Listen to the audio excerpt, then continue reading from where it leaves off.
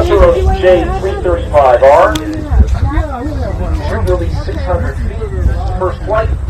Sim altitude expects 1,500 feet. Okay. Pad 8. So we're all good, right? Pad 8. Pad continuity. Pad 8 in 5, 4, 3, 2, 1.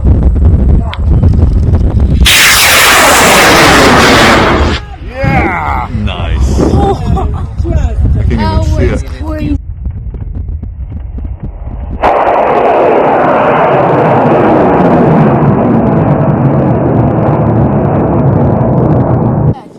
Come on, shoot. Yeah! Woo!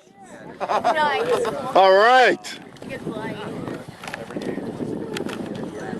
Oh, I see the shadow of it on the board. Yeah, I've also got a couple of shadow. A little bit. I'd love to live like right next to here.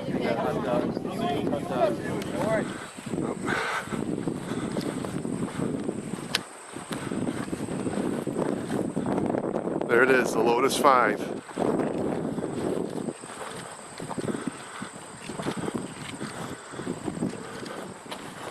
First flight, Cesaroni